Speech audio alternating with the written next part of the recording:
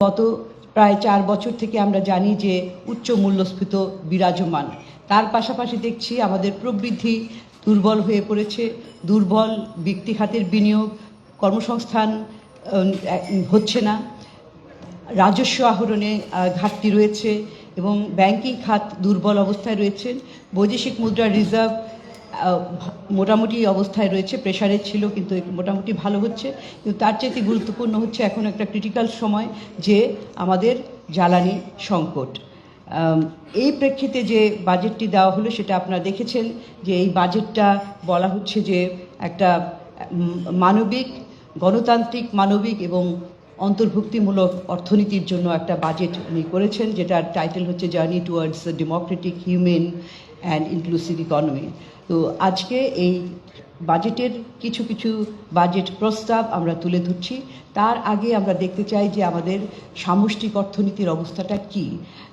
সামষ্টিক অর্থনীতির অবস্থায় দেখবেন যে প্রায় সবগুলি সূচকই কিন্তু চাপের মুখে, নিম্নমুখী অবস্থায় রয়েছে, যার কারণে আমরা বলছি যে সামষ্টিক অর্থনীতি দুর্বল অবস্থায় রয়েছে। শুধুমাত্র আমরা দেখছি যে এখানে বৈদেশিক মুদ্রার অবস্থাটা গ্র্যাজুয়ালি ধীরে ধীরে এটা বাড়ছে, অন্যান্য সূচকগুলোতে তেমন একটা উন্নতি দেখা যাচ্ছে না। আর আমরা রেমিটেন্স, বৈদেশিক মুদ্রার বাড়ার একটা অন্যতম কারণ হচ্ছে যে রেমিটেন্সের বৃদ্ধিটা খুব রোবাস্ট। সেখানে এক্সপোর্ট আর্নিং, রপ্তানি আয়ও ছিল, কিন্তু সেটা আবার উঠানামা করেছে এবং এই চলতি অর্থ বছরে তার প্রবৃদ্ধি খুব একটা ভালো হয়নি। তো এই প্রেক্ষিতে এখান থেকে বোঝা যাচ্ছে অর্থনীতির স্বাস্থ্যটা আমরা একটা স্ন্যাপশট দিয়েছি। এখন যদি আমরা এই জিডিপি এবং এই ইনভেস্টমেন্টের কথা বলি, যে সেখানে মধ্যমেয়াদী বাজেটীয় কাঠামোতে কতগুলি প্রাক্কলন করা হয়েছে এবং সেই প্রেক্ষিতে আগামী অর্থ বছরে কেমন হবে সেটার একটা তুলনামূলক চিত্র আছে। দু একটা সূচক আমরা বলছি, যেমন শুরুতেই জিডিপি প্রবৃদ্ধি। সেখানে জিডিপি প্রবৃদ্ধি এই বাজেটে 6.5% আগামী অর্থ বছরের জন্য প্রাক্কলন করা হয়েছে। কিন্তু আমরা যদি দেখি যে চলতি অর্থ বছরের জিডিপির প্রবৃদ্ধিটা কেমন, সেখানে কিন্তু প্রভিশনালি অর্থ মন্ত্রণালয় সেটাকে 5% করেছে। আবার অন্যদিকে আমরা দেখছি বিবিএস যে হিসাবটা করেছে সেখানেও প্রভিশনাল হিসাব হচ্ছে 4% একটু বেশি। আর ব্যক্তি সরকারি বিনিয়োগ এবং জিডিপি রেশিও সেটা বাড়ার একটা অনেকখানি বাড়বে, সেরকম একটা প্রাক্কলন আছে।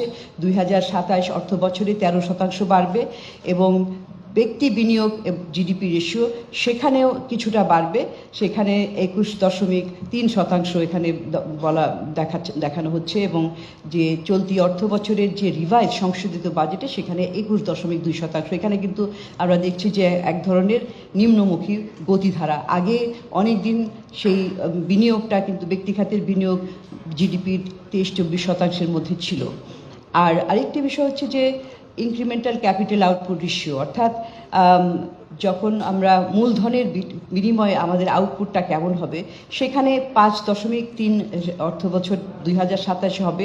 এখানে একটা জিনিস সামান্য এটা কমেছে, কমার অর্থ হচ্ছে যে এখানে উৎপাদনশীলতা বাড়বে সেই দিক থেকে, যে কারণ এই যে প্রবৃদ্ধির কথা বলা হচ্ছে জিডিপি, সেখানে উৎপাদনশীলতা যদি না বাড়ে তাহলে প্রবৃদ্ধি কেমন করে হবে সেইটার প্রাক্কলন দেখা যাচ্ছে যে আয়করটা কমছে আগের বছরের চাইতে। আর এখন যদি কিছু মুদ্রা বিষয়ক সূচক এবং মূল্যস্ফীতির টার্গেটটা দেখি, মূল্যস্ফীতির ক্ষেত্রে প্রথমে যে আমরা ব্যক্তি খাতের যে ঋণ প্রবাহ, ব্যক্তি খাতের ঋণ প্রবাহের ক্ষেত্রে আমরা এখানে দেখছি যে 2027 অর্থ বছরে বাড়বে 9.4% এবং রিভাইজ বাজেট 2026-এর চলমান 2026-এর যে রিভাইজ বাজেট সেখানে এটা 8%। কিন্তু আমরা জানি যে চলতি অর্থ বছরের এপ্রিল পর্যন্ত এখানে বৃদ্ধি হয়েছে ব্যক্তি খাতের ঋণের প্রবাহ মাত্র 4.75%। সুতরাং এখন এটার থেকে আগামী 2 মাসের মধ্যে আর কতখানি বাড়বে সেটা আমরা জানি না, তবে 8%ই পাওয়ার বৃদ্ধি হওয়াটা একটা সন্দেহের অবকাশ রয়েছে সেখানে। কিন্তু তার উপরে আবার আগামী অর্থ বছরে 9.4% করতে হবে। সেটা করতে হলে আসলে আমাদেরকে আরও আসলে ব্যক্তি খাতের যে এখন বর্তমানে দেখছি যে এক ধরনের অনীহা এবং আস্থার অভাব বিনিয়োগের ক্ষেত্রে, সেটা ফিরে আনতে হবে। আর মূল্যস্ফীতির ক্ষেত্রে যে লক্ষ্যমাত্রাটা এই অর্থবছরে 2026 অর্থবছরের সংশোধিত বাজেটে সেখানে 7% ধরা হয়েছে, কিন্তু আমরা জানি ইতিমধ্যেই যে মে পর্যন্ত গড় যে মূল্যস্ফীতি 12 মাসের যে মুভিং অ্যাভারেজ, সেটার ভিত্তিতে হলে 8.6%। আর যদি পয়েন্ট টু পয়েন্ট মাসের পর মাস ভিত্তিতে দেখি, সেখানে আমরা দেখি যে অলরেডি 9.4%, অর্থাৎ একটা ঊর্ধ্বমুখী প্রবণতা আছে। সেই প্রেক্ষিতে এখন আগামী অর্থ বছরে 7.5% করা হয়েছে। সেটা অর্জন করতে হলে আসলে অনেক ধরনের পদক্ষেপ নিতে হবে, অনেক ধরনের ভালো ভালো উদ্যোগ নিতে হবে।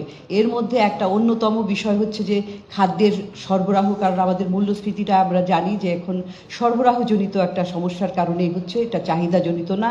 সেখানে খাদ্যের সরবরাহ বাড়াতে হবে, জ্বালানির সরবরাহ বাড়াতে হবে অ্যাফোর্ডেবল প্রাইসে। কিন্তু আমরা জানি যে জ্বালানির মূল্যটা প্রায় বৃদ্ধি পায়, সেরকম একটা লক্ষণ আমরা গত কয়েক বছর থেকেই দেখছি। এবং বর্তমানে জ্বালানি সংকট বিশ্বব্যাপী প্রেক্ষিতে জ্বালানির মূল্যটা কেমন হবে সেটা একটা অনিশ্চিত অবস্থায় রয়েছে। তারপরে হচ্ছে যে মুদ্রানীতি, সেটাও একটা দক্ষতার সাথে একদম প্রুডেন্ট একটা মনিটারি পলিসি, অর্থাৎ একটা বাস্তবসম্মত মনিটারি পলিসি, মুদ্রানীতি অবলম্বন করতে হবে। বর্তমানে যেটা আছে সেটা আমরা জানি যে সংকোচনমূলক মুদ্রানীতি, সেটা উচ্চ মূল্যস্ফীতির প্রেক্ষিতে নেওয়া হয়েছে, সেটা হয়তো আরও কিছুদিন চালিয়ে যেতে হবে। আর আরেকটা সবচেয়ে গুরুত্বপূর্ণ, আমরা জানি যে এই বাজেটটা একটা বড় আকারের বাজেট হচ্ছে, সেখানে সরকারি ব্যয়ও বাড়বে, কিন্তু সরকারি ব্যয় থেকে উৎপাদনশীলতা যদি না হয় তাহলে কিন্তু সেটাও আবার মূল্যস্ফীতিকে বাড়িয়ে দিতে পারে। কারণ ব্যয়টার থেকে যদি রিটার্ন আসে, উৎপাদনশীলতা বাড়ে, বিনিয়োগ বাড়ে, কর্মসংস্থান বাড়ে, তাহলে কিন্তু মানুষের পারচেজিং পাওয়ার, অর্থাৎ ক্রয় ক্ষমতা বাড়ে। তো সেই প্রেক্ষিতে এই সমস্ত পদক্ষেপ যদি আমরা নিতে পারি, তাহলেই কিন্তু এই মূল্যস্ফীতির লক্ষ্যমাত্রা সম্ভব হবে। সেটার জন্য সরকারকে অত্যন্ত সচেতনভাবে পদক্ষেপগুলো নিতে হবে। বহির্খাতের অবস্থাটা, সেখানেও আমরা যদি দেখি যে রপ্তানি খাতে সেটার প্রবৃদ্ধি 2027 অর্থ বছরে 7.9 করা হয়েছে, 26 অর্থ বছরের সংশোধনী লক্ষ্যমাত্রা 9%। কিন্তু আমরা দেখেছি যে 10 মাসের রপ্তানি আয় অবস্থা ভালো নয়। এবং আমদানির ক্ষেত্রেও আমরা দেখছি যে একটা লক্ষ্যমাত্রা 15.8% বাড়ানো হয়েছে লক্ষ্যমাত্রাটা, এবং 2026 অর্থ বছরের সংশোধিত অর্থ বছরের তুলনায় এটা প্রায় দ্বিগুণ, 8.7%। রেমিটেন্সের প্রবৃদ্ধিটা, সেইটাও আরও বেশি বাড়ানোর, 10% থেকে 15% উন্নীত করার আকাঙ্ক্ষা এখানে বলা হয়েছে। বৈদেশিক মুদ্রা রিজার্ভ, সেটা 2027-এ 41 বিলিয়নে উন্নীত করার আকাঙ্ক্ষা রয়েছে। 2026-এ বর্তমানের এটার লক্ষ্যমাত্রা 32.7%। এবং এখানে একটা মুদ্রার যে বিনিময় হার, সেটা অনেকটাই এখন স্থিতিশীলতা আছে, এখানে বেশি ফ্লাকচুয়েট হচ্ছে না। কিন্তু আগামী অর্থ বছরেও সেটা দেখা যাচ্ছে যে 100 টাকা এবং ডলারের বিনিময় হার 127 টাকা হবে। এখানে তারা যে একটুখানি আশা করছেন যে এটার হয়তো টাকার অবমূল্যায়ন হতে পারে। এবং তারপরে হচ্ছে যে ঋণের ক্ষেত্রে, এই ঋণের ক্ষেত্রে যদি দেখি যে রেটেড স্টকটা, সেটা আর কি ঋণের জিডিপির অনুপাতে ঋণটা কতখানি, সেইটার বর্তমান অর্থ বছরে এটার লক্ষ্যমাত্রা 38.2%, আগামী অর্থ বছরে একটু বেড়ে 38.6% হবে।